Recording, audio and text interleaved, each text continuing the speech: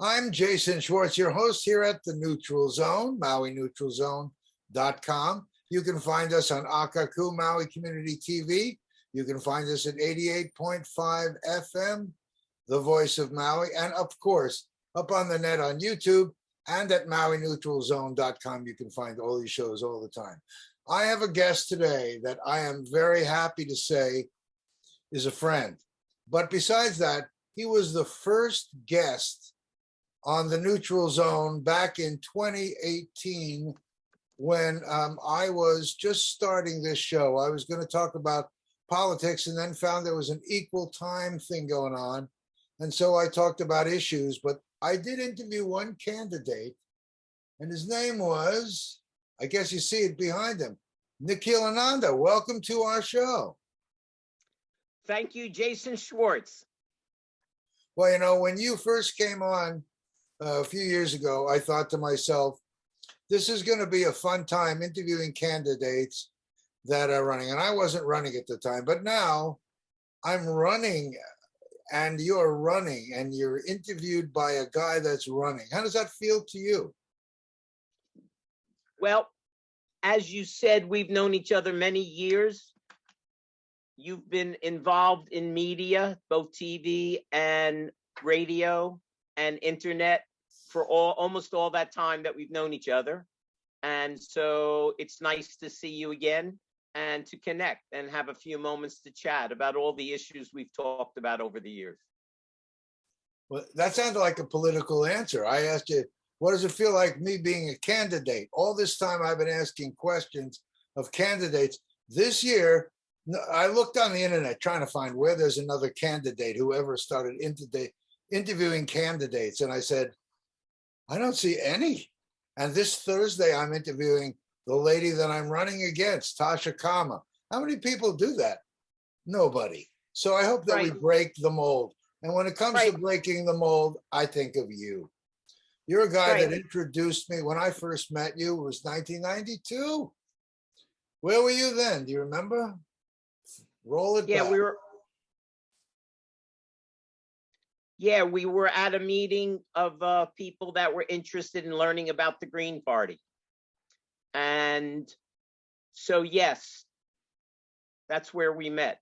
And then we both got active in the Green Party. And that was the spring of 1992. And we both decided to seek seats on the Maui County Council. At the time, the races were partisan races, so we both ran as Green Party of Hawaii members. And of course, people didn't know what the Green Party was. They kept on saying Greenpeace. 30 years later, most people know about the Green Party. And they know about green, but we used to be considered radical. Are you still considered radical now? I know they all tell me I'm just green, which green is green. I think green has kind of come upon a whole movement since we started it here. And we were really just following global initiatives of green. You've been incredibly dedicated to putting out the platform of the Greens and to developing the party in Hawaii. If I was to say, where is the backbone of the policy and the things, I don't know if I would say you because all kinds of people get, but I think of who is out there constantly sharing the green platform and really being a great example of an involved citizen. It is you. You've run a few times now, a couple of times, right? How many times now? 7, 8, something like that? I have been a candidate for the Maui County Council 6 times. East Maui, most of those races. The lineup of East Maui has changed a little bit, and our districts have changed. I've been on the ballot twice when Patsy Mink passed, and I was the Green Party candidate for the United States Congress. And this is my 3rd time seeking the District 13 State House of Representative district, which district has changed slightly. It's basically the same. It's changed slightly. It includes 4 islands, 3 of which are populated: Molokai, Lanai, and East Maui and North Shore Maui. This new reapportionment stretches the district out past Baldwin Beach, and now it incorporates Spreckelsville and Kahului Airport. Well, I don't know how politics goes, and I don't know how many people even know until they arrive on election day. Do you think we have a more informed voting public now than we did then? I mean, I think of you as someone running, and after a while, I know that people have, in some ways, not heard you as clearly in some ways, but they can't help but see you're right, you're right, you're right. It seems like all the policies that you have been, I haven't been as active, that you've been initiating are on the tip of the thoughts of so many voters for so long. Well, I would say, you can talk and interrupt me. I keep thinking that. No, it doesn't work for me. So you ask a question, and when you stop and take a pause, then I'll respond to your question. Oh, that's fine. Well, you might not be speaking as much as you might like because I jump in because I'm trying to give you a direction, really.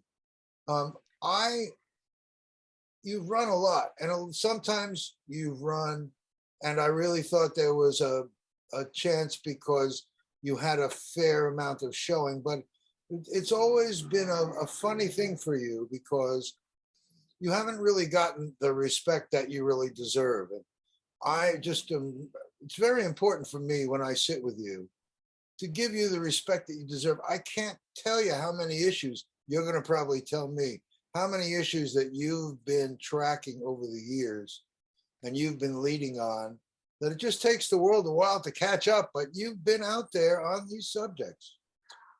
Ta-da, go ahead. Well, I have to go back, and I'm not sure if I remember all of your questions and comments. You said one thing that I've been right, and I prefer to say I've been correct because I'm definitely not right. We see the 2 major parties, what I call the Republicrats and duopoly, being corporate controlled, being pro-military, though we see now, sadly, that one of those 2 parties has become an authoritarian, extremist, right-wing, some would call fascistic party. And so we're seeing a split between those 2 parties, but still they take corporate money. That's one thing the Green Party doesn't. And you mentioned something earlier about respect. And Jason, the reality is one person's trash is another person's treasure. So I get feedback constantly, as you were alluding to when you said you were impressed about all of this activity. I get constant support by certain individuals. Now, in a political campaign, too often that requires money. And, oh, by the way, I probably left out money. So there are lots of people that I used to have a TV show, as you know, Maui Talks TV, and I still get people walking up to me when I go around the islands who say, hey, I remember you. You were from that show. Why don't you bring it back? So we move on, different things we're involved in. Now, sometimes when I stand for office, it's to let people know that the Green Party is still in existence. So this is our 15th or maybe 16th. I meant to look up the actual total, but for 30 years, since 1992, the Green Party of Hawaii has been on the ballot. So we give people a choice. Now it's up to people to choose whether they want to stand for office. And as we see, many people, the local Democrat Party is very, very strong. They have 24 of 25 senators and 47 of 51 in the state house. However, half of those Democrats would be Republicans on the mainland. So you have such a mixed bag of people in that party. And what the Green Party offers is not a right-left, but a central focus.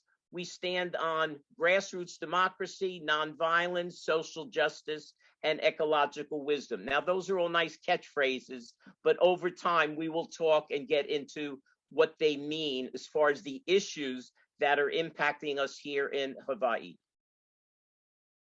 Okay. Well, as far as issues, we could jump right in. You know, I know there's a difference between House and Senate and local, but issues don't draw lines like that. Do you have any issues that you think are important that you'd like to put front and center and part of your intended direction?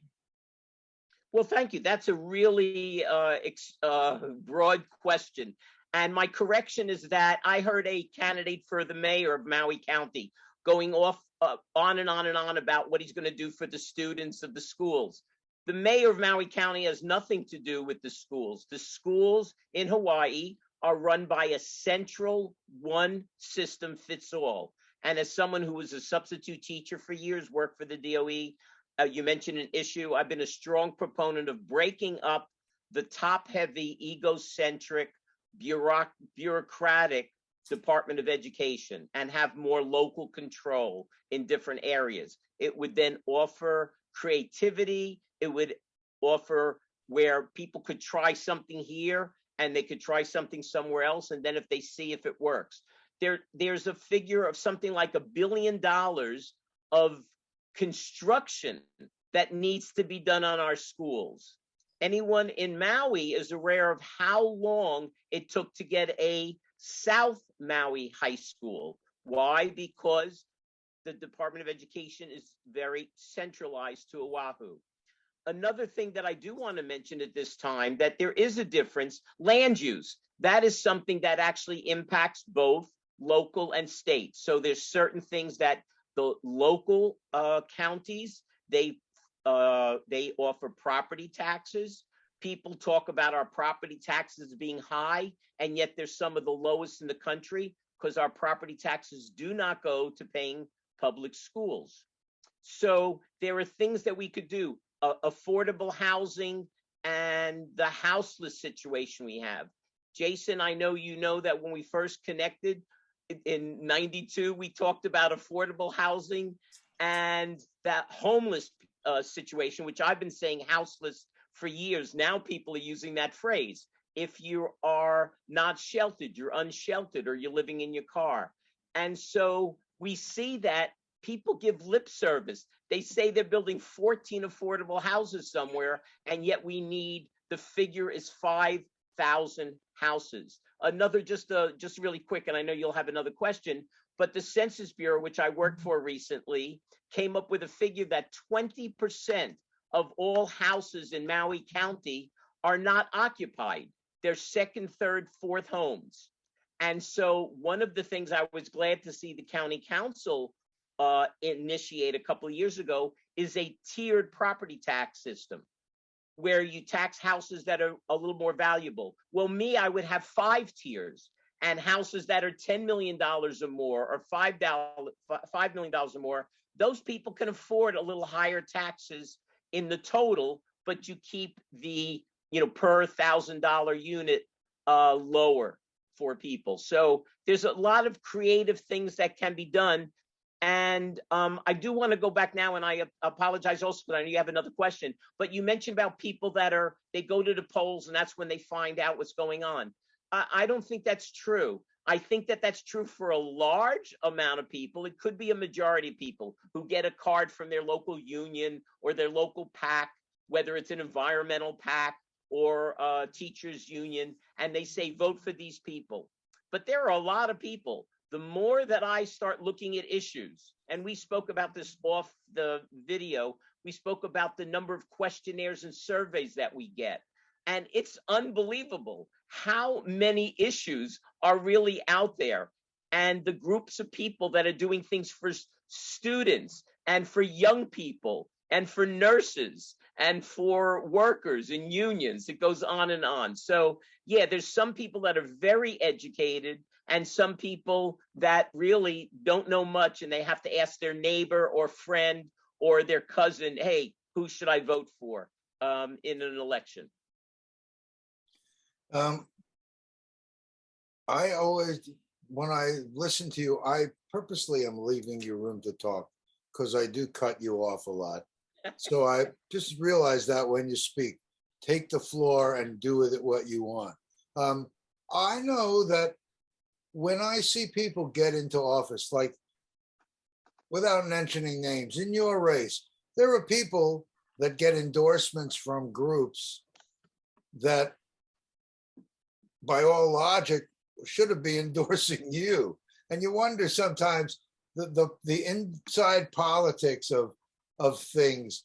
Have you seen I guess I keep wondering if we've been considered second-class citizens because we're green and they just don't understand it, or there just is a lack of really good media coverage here. We're not enough. There's not enough depth here before the primary. How the heck does anyone see you and whoever's running against you, or me and 6 others? I'm always flabbergasted that the media or someone here doesn't make a rule that you have to put out more stuff about the candidates that's substantive. What do you have to say about that? I mean, I know you probably have lots to say about lots of stuff. I'm starting with that. And then I want to hear your new, you see, I think of you as an old philosopher. You're a student of what's Hey, I'm going not that on. old. Well, you're just a little older than me, and I'm starting to get middle-aged, so. But I really hear that you've been watching, you've been studying.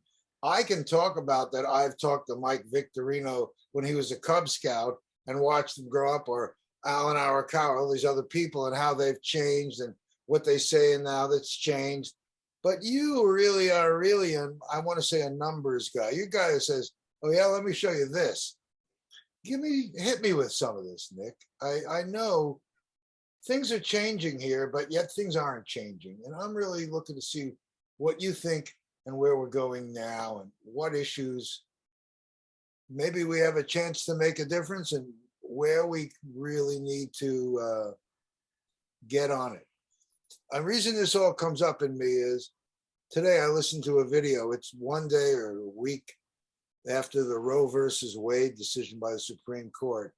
And it's making everyone keenly aware that you can't vote for parties, because if 72% of the people in the country think a woman should be able to control her own body, and the Supreme Court goes the other way, and we talking about people that are about vaccinations and not, it's tough to look at parties and get an idea who you're putting in office. It's more like, what are their issues? Who are they? What can they do to add to the conversation? Okay, that's you call that a question? That was sort of like a big log. What do you think from that?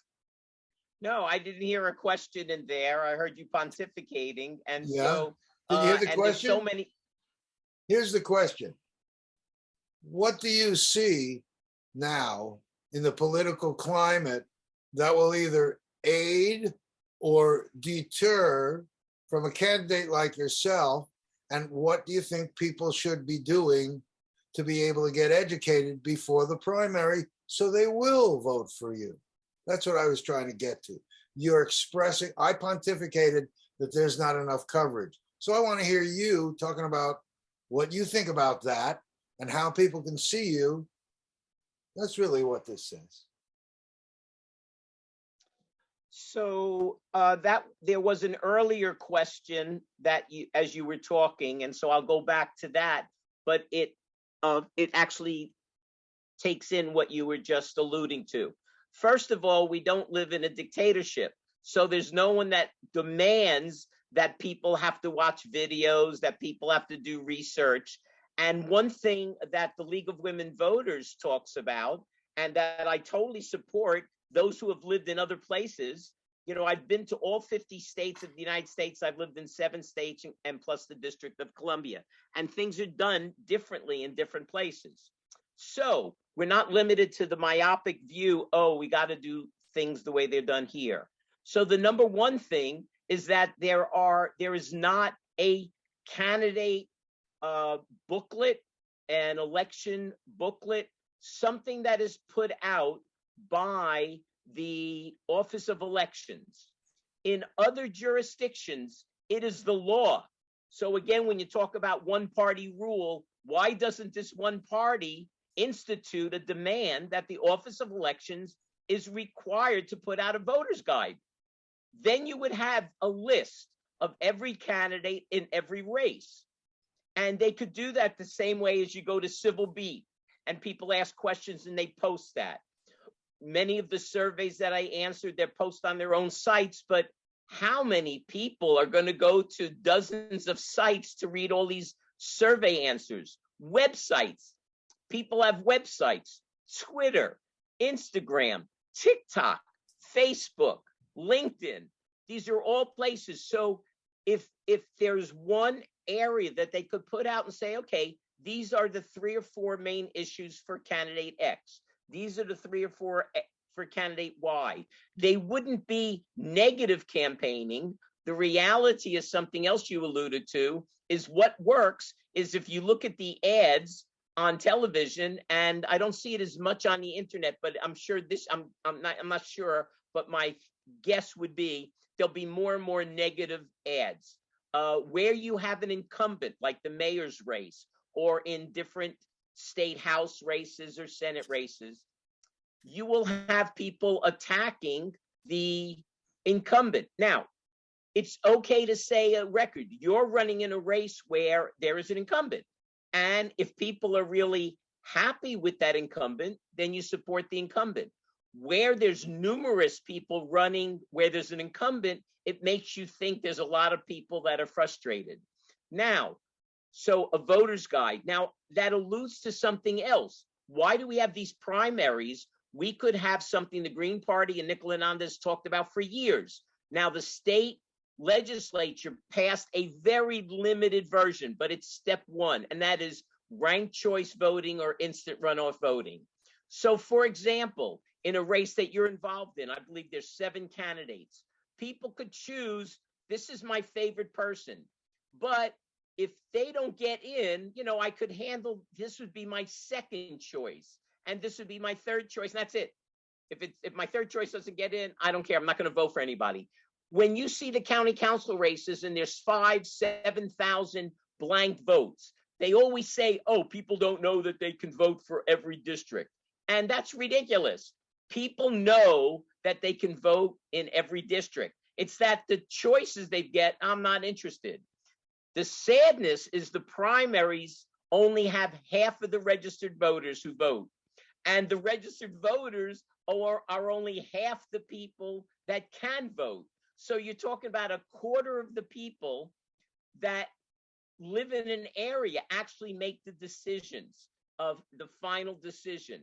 So in some races, because we have the most partisan state legislature in the country, people say, hey, the primary is really important. I got to choose in the primary. But even there, you're only getting a quarter of the people that are voting for that person. So there's a lot of creative things we could do. One thing that I speak about, and the Green Party also is one of the platform issues, is that we don't take PAC money.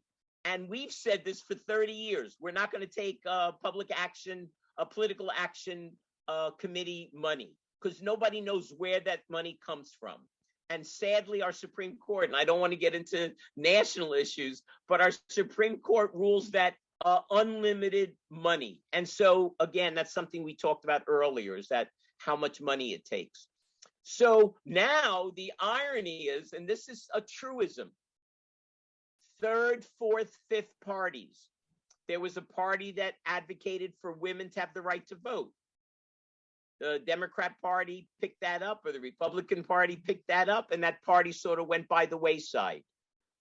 The most famous third-party candidate was Abraham Lincoln. Well, when he ran 2 years earlier, he ran as a Whig. That was one of the parties, and he lost. 2 years later, he got together people, and they formed a group of Whigs, and so it what eventually became the Republican Party. And it's not the Republican Party of today, and I don't want to get into that story. So the Green Party has talked about ranked choice voting. It's now in May. Hold it. I just want our viewers to know that the sound on your voice is going up and then down. I don't know if there's something that you're moving or going in front of or not. I just wanted you to know that, Nick. So you might want to slow down just a little bit here for a second. You were just talking about the Republican Party of Lincoln was not the Republican Party of today, right? Well, yeah, but let me jump over to that and thank you for that, because I just heard myself on the radio recently on a show on the radio where I made a phone. I called up and left a phone message, and they actually played it on NPR the other day. And I heard that I was talking slower than I am now. Jason, I think it's a reality, and this is the issue that we could talk about also, is that I live out in Huelo, past Twin Falls, out in the jungle. And we don't have well, maybe they now have a fiber optic cable, but the cost, it's too cost prohibitive. So my internet is pretty good. And every once in a while, if I have 2 or 3 people here and they're all on their wireless phones or whatever, then it cuts off. So thank you for letting me know. I'll talk a little slower. There's nothing I can do from here, because fortunately, at least I can get on the internet. There are people not too far from me that cannot. Just like there's certain radio stations we cannot pick up here. So I think the point I want to get back to, and I'm glad I remembered the where I was going when I mentioned one of the 2 major parties, is that the Green Party has been standing up for certain issues, not taking PAC money. Well, now you see numerous candidates for the governor and for a state senator, state house. They go, I don't take PAC money. But of course, they're endorsed by their political party, and the political party takes back money. So it's a way of speaking out of both sides of your mouth. Green Party does not take back money. We've said that for 30 years, and we don't. So running a campaign. So that's a good segue. And I have a feeling you have another question, but I want to get this out first, is that one of my other things I've talked about for all of these years is public financing of elections and campaign finance reform. And they experimented on the Big Island. So these are not radical issues. You know, earlier when you said, am I too radical? No, they're really, they're futuristic, far-thinking, progressive issues that eventually the other parties pick up. And so and take credit for. Don't forget that. Well, listen, that's a political thing, because the minority party in the House, dozens of representatives who are running for re-election have said, hey, look at all the money I'm bringing for the infrastructure bill that was passed. But if you look at their vote, they voted against it.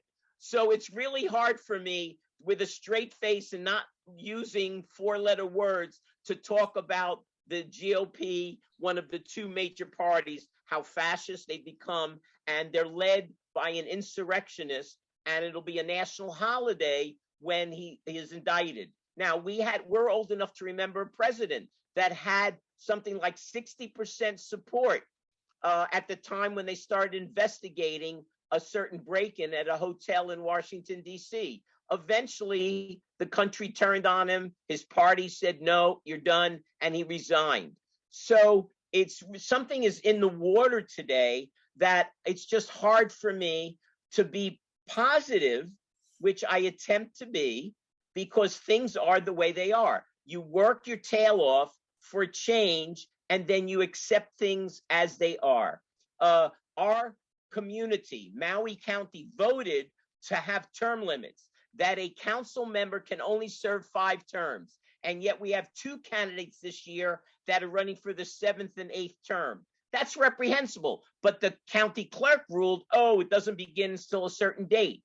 And so unless you take it to court and fight it, but obviously that's not what the people of Maui County wanted. They said, you know what, let's have term limits. And we have a 5-term limit for our county council. You and I know there were council members that served for 40 years because we didn't have term limits before, or they would serve for 5 years, 10 years, sit off, then come back and serve another 10 years.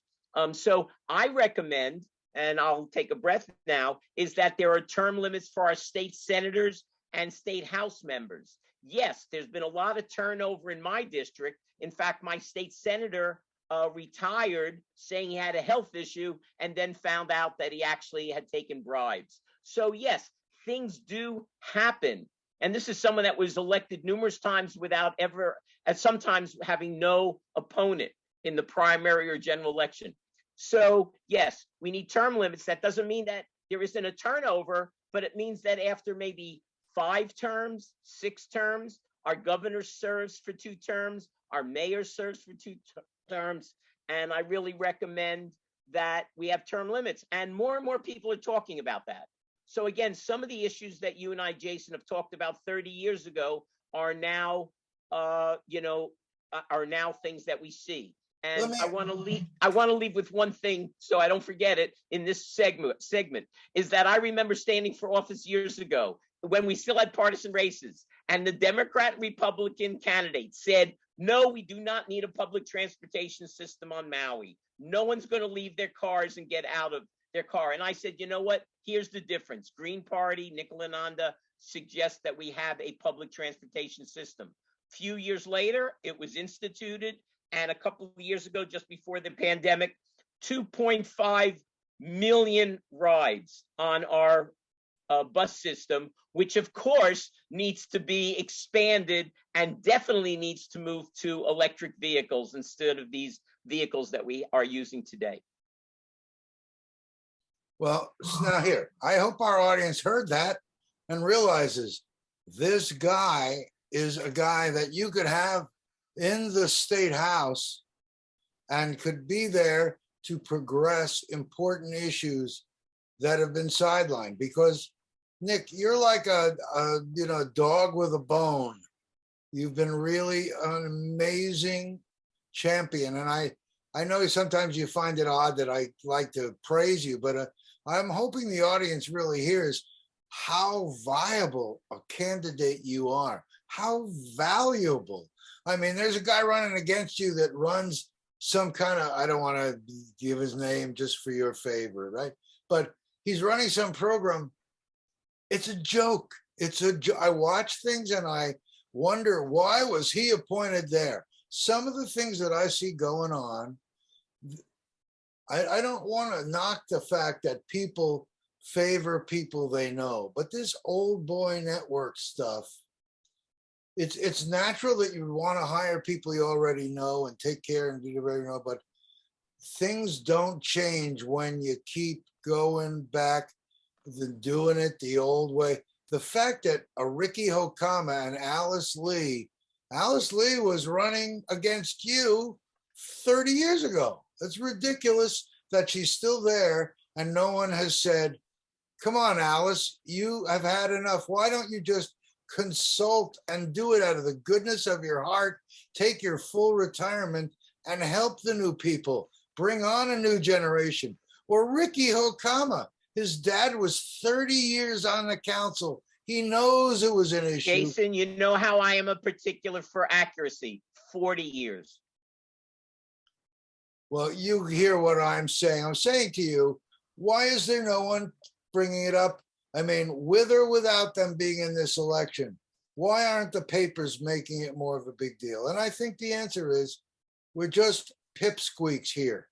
These media people, no matter how many times I've tried, they do not dig in and get down to the heart of it. They're very tiptoey. And maybe that's because their revenues are dependent upon a smaller circle, but they tiptoe around getting really gritty with some of these politicians here. Well, we don't have much, there's a difference. We don't have investigative reporting. Our daily paper is now 6 days a week again. When I first came to Maui, it was 6 days a week, but there was no Saturday paper. Now there's no Sunday paper. And there are now online, I mean, for example, you're the media, Jason, now. And so and you and I both know some people that are investigating, like that huge hotel they're building in Napili in a residential area.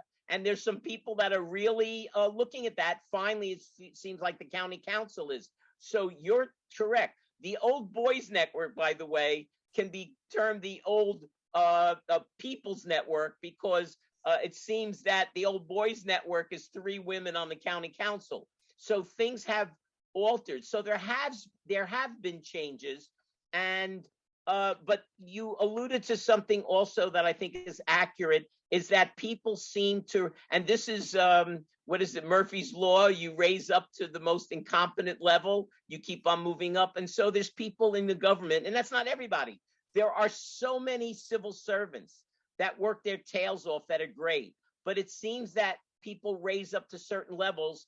And one of the big criticisms people have, not only here, but also in Honolulu, where it's the Department of Permitting and Planning, they just sentenced a 70-year-old woman who took something like $68,000 in bribes. I mean, the more that you research things, Jason, it's overwhelming what goes on here and what doesn't go on. And this would be just a really quick, is the Red Hill issue. A lot of people, the Green Party actually joined in protesting Red Hill about a year or so ago. And you see, neither of the other two major parties had anything to say about it. It was individuals. Well, look at now the community uproar about what's going on in Red Hill. But what I want to say is I attended a Zoom podcast the other day with our two Congress people. And it was incredible to listen to testimony of people who have been complaining about it for years, that are still getting sick, that are getting the runaround from the military. And this is not front page news. So you're right, Jason. We lack investigative reporting, and this is a good place to give a thumbs up for a place like Civil Beat. So the investigative reporting is going on the internet, but who has the time? Like you heard me mention all the different sites earlier, and you've done hundreds, if not thousands, of interviews. And how many people, when you say our audience, we're hoping that people will watch this, but how many people do, you know? And so that's the challenge. How do we get information out? How do we change? And things have changed. Again, there's certain issues that we could talk about, things that have changed. Like when I said the tax system on property taxes, now there's a two-tiered system, a public transportation system. You know, there are things that change over time. But as people are aware of, government works so slow, and some of our issues, we see it now with climate change. You and I were talking about that 30 years ago. The Green Party was known as an environmental community. Now, almost everybody talks about climate change, except for people that are still marching, the cultist zombies that are marching in lockstep with our last president. What did you call them? Cultural zombies? That's an interesting. Cultist. Cultist. CULTIST. You know, you and I disagree about some stuff, but I gotta tell you. That's okay, Jason. Where you and I disagree, you're wrong. It's okay. That's all right. But what I gotta tell you, where we agree is that last disaster is still alive, sadly, with people that are robotic, zombie-like creatures who take things, and whatever they don't like, they throw it out of their way, and they just, I don't know what it is. I sure am hoping and praying that our country can somehow come together, and I don't really know what's going to happen. I'm sure you feel the same way in some ways, but these are unusual times. We don't know what's happening, but of course we're not Ukraine, we're not Syria, we're not Yemen, we're not Ethiopia. We're not Mali. There are places where it's even worse what's going on. And again, you and I lived through. Yeah. I lived through the 70s, and we know we were out on the streets arguing to stop the war in Vietnam. Well, eventually the masses of people, the majority of people said, stop it. And still, you know, we had a president ran in 72, said he has a program to end the war. And it turned out that it was just a lie. So I don't want to go again talking about other people, but there's so many issues that are out there. And yes, I don't know what's going to happen tomorrow. You know, 30 years ago, we thought that the whole world would be supportive of the Green Party, and that hasn't happened. But there are Greens. It's an international movement. There's Greens in the government in Australia, in Canada, in Germany. So other countries where they have parliamentary systems and they form coalitions. Israel, the government that's now going down, the Green Party of Israel was part of that coalition. We don't have that here. You said something earlier, when there's 60-70% of the population feels that a woman should not be a possession. If you have a spiritual or religious belief, God bless you. It's okay, but don't force that on other people. So, and you see that what has happened, and it's not the only issue that's going on. But again, I don't want to get into this. So, we could talk for hours and hours and hours. But anyway, let's talk about. I'm going to throw the ball right back at you only because I know it's probably appropriate, because I can talk and go on different tangents about philosophy, and you're good at it and you enjoy it. And I hope our audience realizes what a wealth of information you are about that. But issues, I could say anything, but I'm going to let you say. I mean, you talked about affordable housing. Any other issues on a state level in your kind of an arena that you would like to address? And what things are your priority list? Well, that covers a lot of areas, Jason. Spending more money on bicycle and alternative means of transportation, supporting, especially with the ruling that happened last week in our Supreme Court, spending more money in helping single mothers, in helping families they call Alice families, people that are adults that are working but are still economically challenged, daycare. Every research shows the importance of early childhood, and we have our state has a limited funding for early childhood education. Expand that, double it, triple it. For mothers who want to go back into the workforce, they cannot if they have children. And so again, this impacts the ruling that happened last week. It's not only a single issue. So on healthcare, I've spoken for years that we need to expand Medicaid, Medicare, and I'm not a supporter, and I got to get this because someone will take this as a sound clip. Not Medicaid for all. Someone who's on Medicare knows about it. No, single payer health care, universal health care, because who's impacted the most? The figure is something like 40% of families in Hawaii can just barely make it. Now, when I say 40%, that means 60% are okay, and a certain percentage of that are doing really well. So I'm someone that talks about changing our whole tax structure, stopping the taxes on food and medicine. I'm not the only person that's been advocating this for years, but we still tax food and medicine. Changing our whole income tax structure, where we start charging those that can afford it. The higher income people, those people, corporations that can afford it, and supporting small businesses, because one size does not fit all. They changed the TAT, the transit accommodation tax. And so now the counties can, I believe, up to 3% of they can add a tax up to 3%. Tourism. I'm not anti-tourism. I'm anti the way it's been done. I've been to over 50 countries in the world, because some of the countries I went to don't exist. I was in Yugoslavia, I was in West Germany.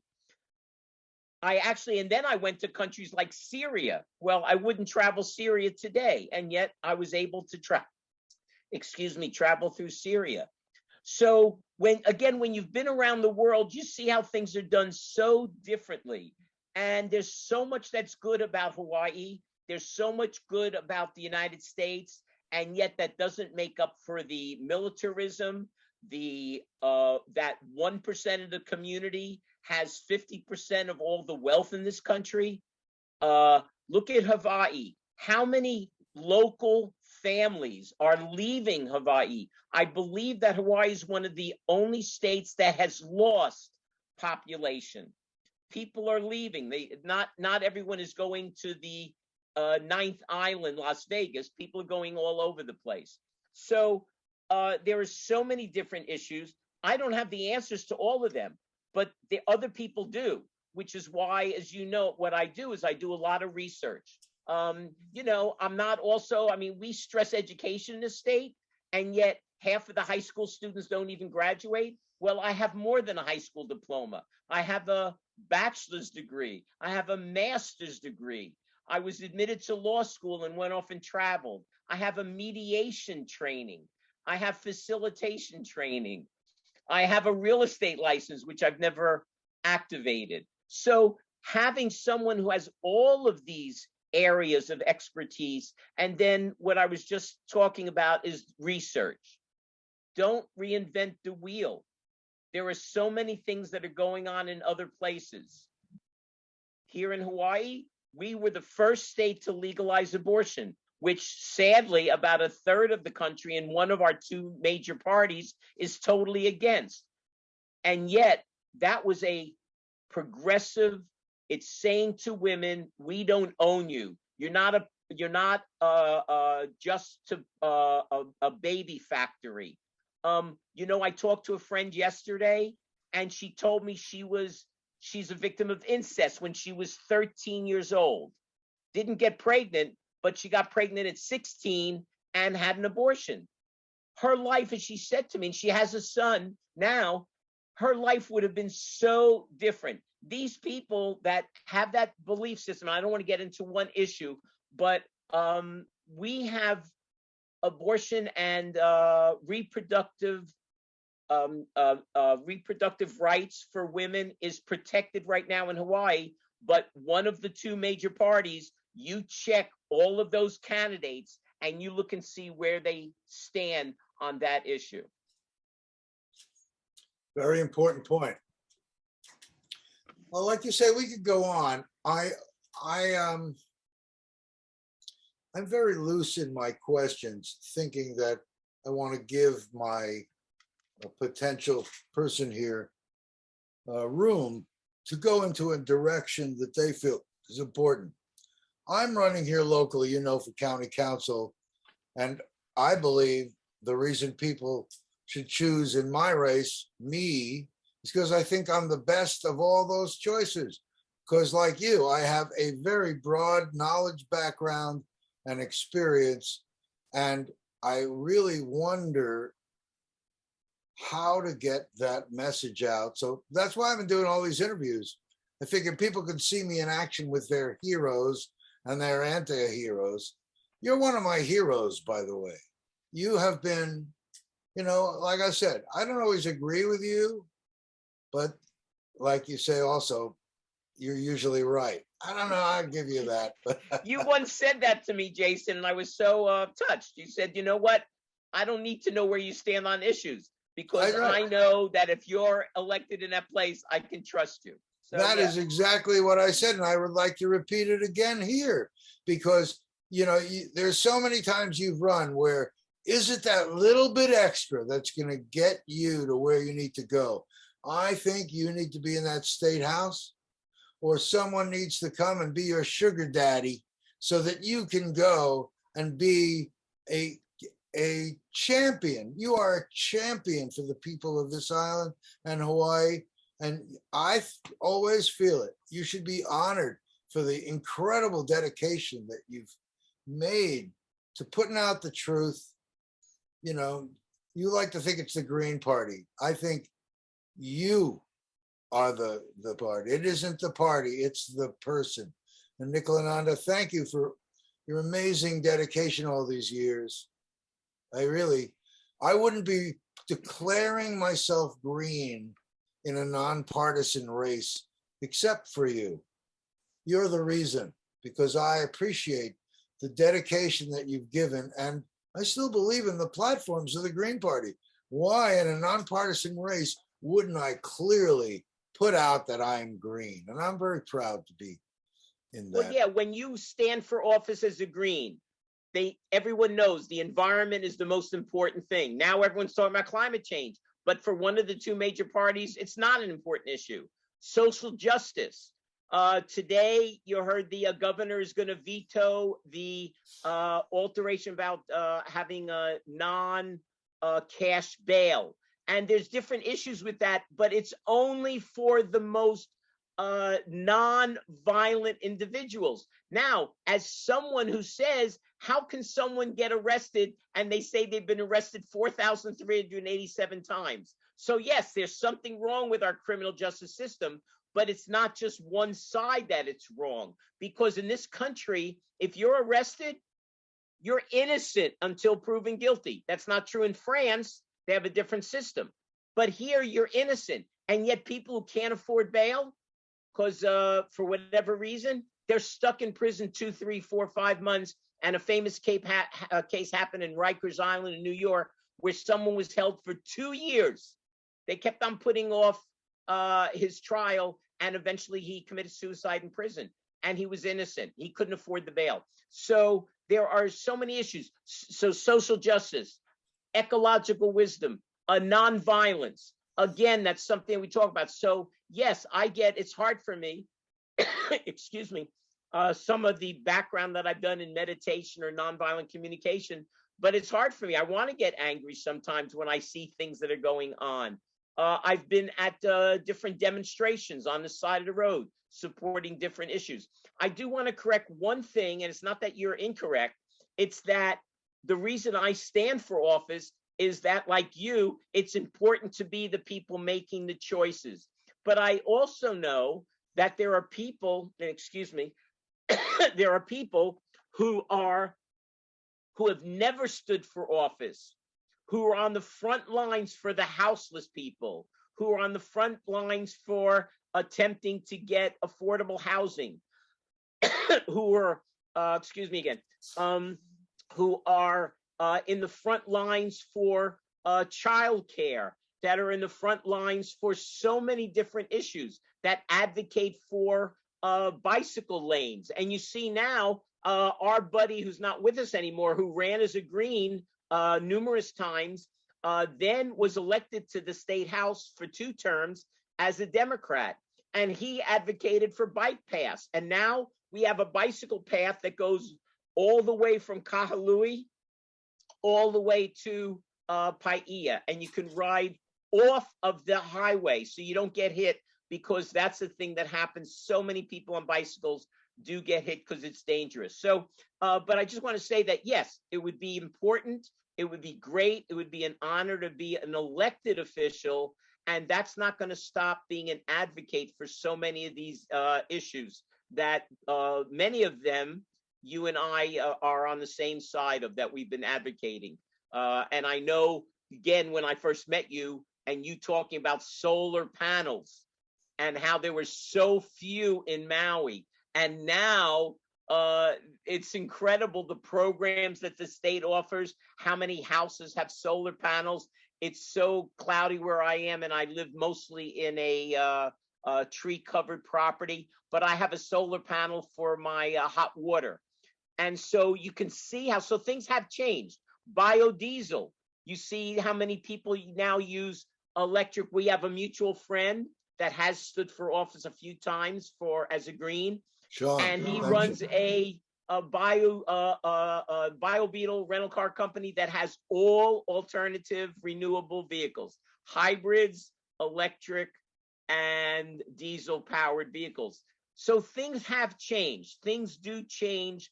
Things change. Some things, as you see recently with the Supreme Court rulings, it seems like we're going backwards. That's scary. That's sad. And that's why people like you and I are advocates and active in our community. We know that sadly, so many people just are not. And to defend them, some people are busy trying to feed their families. So they have no time to keep up on all these issues, because I know the amount of time that I spend in research. Oh my gosh. But where am I getting the research? I'm getting it from other Maui and Hawaii residents who do research on these different issues. And you and I both know numerous people that have been involved in. I testified at the Charter Commission. The Charter Commission had 28 charter amendments that would be really beneficial for the county. And now there's only going to be 11 or a half dozen or a dozen on the ballot. The county council may put out a couple of others. And the coverage of those issues, There's not enough cover. I'm Well, sorry. let me say, I know I just want to finish this one point. I also testified numerous times on the Reapportionment Commission, and I want to speak about my district. It's 4 islands, 3 populated. There's only one other state house rep out of 51. 49 of them have their own. It's one landmass. So in Maui, the person from Kahului or Wailuku or Lahaina or Kihei, they can drive, or upcountry, they can drive in circles. That's their district.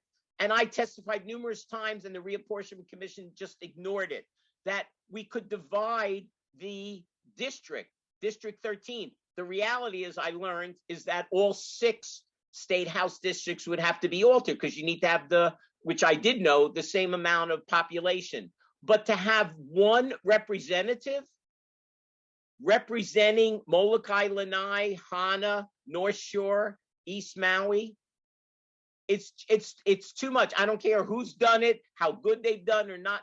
It's just unfair. And then last thing, the amount of money you can raise, if you look at the totals, I hope I'm not misspeaking, but I think it's the one from Wailuku or Kahului can raise more money than the person who's representing District 13. And it's the same amount of people, but you've got to fly to Molokai, Lanai, drive all the way out to Hana. So there are so many things that are wrong about our structure and our system. But our district, District 13, when I first moved here 20 some odd years ago, we were represented by someone who lives on Kauai. So that just shows you how this side, yes, people do their best, and I'm proud of what other representatives have done in the past. The current representative is appointed. And so obviously, I think that what I would offer this district would be superlative to the other candidates, and we'll find out after the primary because I'm not challenged in the Green Party primary. Nick, thank you for coming on the show. I hope that I haven't been cutting you off and not giving you a chance to be able to express things, but when you get the microphone, I'm happy to say you know how to give me an answer. You're not shy, and thank you for having me this way. Anything you'd like to say to kind of wrap it up for people? Well, I want to thank you. I don't think you need to apologize. You know, I had, you know, how I am about preparing things. I had all these notes about different things I want to talk about. We touched on some of them, but like I said, the number of issues, there's just so many issues. And when you get these surveys and questionnaires, and it's from one group and they're talking about the environment, and you get another group. By the way, I watched this presentation a week or 2 ago, and this is going to be nostalgic for some of those out there. And it was on the super ferry. So we have had some victories. And in the podcast, in the presentation, Jason, 2007 at Baldwin High School, who's in one of the photographs? There I am making a presentation of Baldwin High about the super ferry, which of course I talked about. That was the days when I had my TV show, Maui Talks TV. So there are issues. McKenna was going to be developed into Big Beach. McKenna was going to be turned into a timeshare hotels, Palauea Beach. There's so many places that we've had to have some victories. The Mud Flats, which is now a national wildlife refuge. So, you know, and it leads me to one other, I mean, there's so many issues, like you said, but I do want to, you just brought me something else. We're talking about the flooding in Kihei, and it's a major county issue, but of course the state and then the federal government has funding available if a disaster is called. But what did they do in Kihei? They filled in all the, where the water gathers, you know, and so they built housing and they built condominiums, and now they flood. Well, water goes to where it wants to go. You're not going to stop the water. All the timeshares on the beaches in South Maui and West Maui, they're starting to be impacted by the rise in sea level and climate change. And so, yes, people spoke about all those issues years ago, and now we see the results. So I think it's important for, again, thank you, Jason, for all of the work that you do on these shows and media and letting people know and giving them time to discuss issues. And for those people who do watch this, to look at the candidates and look at the issues and realize that sometimes someone will talk about an issue and you say, that's crazy. And 30 years later go, wow, that was a visionary. And so I'm not the only one. There's lots. This island is filled with community activists, which I appreciate, because I am just not involved in there's too many issues, so many things, whether it's families, affordable housing, homelessness, houselessness. Now that the tourists are back, we see the traffic in Paia backed up for 1.5 miles. The North Shore relief route is now, they pulled it out of the state STIP, which is the state transportation plan. We've been talking about having a bypass in Paia for years. Lahaina fought about to get it for years. It took them forever. So the issues aren't going to stop. But let's hope that we do elect progressive candidates that will address all these issues that are really important, that need to be addressed, whether it's the climate change, housing, affordable housing, homelessness, the list goes on. So thank you, Jason, very much for making the time and the effort to do this. You're welcome. Thank you, Nick. Well, all you out there in TV and radio and internet land, please do know that this show is something you can enjoy and watch again. I know not everybody likes long form interviews. I've had candidates say, can I cut it up and take little pieces of this? Sure you can. But for those of you who like a conversation that goes a little in depth, so you really know, look at this guy. This guy's a real candidate. He's got juice. When I go in and do my 3 minutes of fame at Akaku as a candidate against 7 other people, I hope everybody takes the time to do some research. 7 people, and you're going to, in 21 minutes of watching these people and recommendations from people that have decided for you, or are you going to jump in and do the looking? If you look in District 13, you're going to say, this guy, Nikhilananda, he's someone I got to really, and as I go through, you may discover he's the best choice. All these years you could have had him there, but now you have one more opportunity. I hope that this is my personal, hope that you guys realize what a gift you have in this guy. He is really a treasure. Nikhilananda, thank you for being here. It's always a pleasure talking to you, but having you on the show to be able to share publicly like this, it makes me feel especially good. So thank you. Wow, Jason, I'm surprised you're cutting it off. I thought it was going to be a 3 to 5 hour interview. Well, we'll come back again. After the primary, we may do this, but I'm going to be charging all these people now. I've been doing these interviews to try to show that I have a brain too. I'm running. Otherwise, I might have been charging, but I must say, I hope the public watches all this and realizes how absurd the system is. And if there's a guy like me who's interviewed all these people all these years and you can look at my videos and see some of the promises and some of the directions that are 180 degrees from the way these people are acting now. And we see over time that some of the decisions that they made, not so clever, but we still got them there. And they're coming back for more years and more years. And let's get it this time, huh? That's why we need term limits, Jason. And there's a joke, you hardly ever hear me say I'm a politician. I always say a community activist, because some people have said that how can you tell a politician is lying? Their mouth is moving. So I've always attempted to talk about my community activism and talk positively about the things. And I know in this discussion, there are some things that I've said that are more critical. It's just so blatant to me. But anyway, and you're stuck with me. I'm a weird guy. I jump in and make you say negative stuff, right? I'm making it uncomfortable for you, but you're so diplomatic. Some of these people need to really, hear it squarely. And I'm glad. I've seen people get a little uncomfortable with you, but it's good because you do the heavy lifting for a lot of people that would like to open their mouth. Thank you for all that you do, Nikhilananda. Thank you guys out there in the world for listening to this.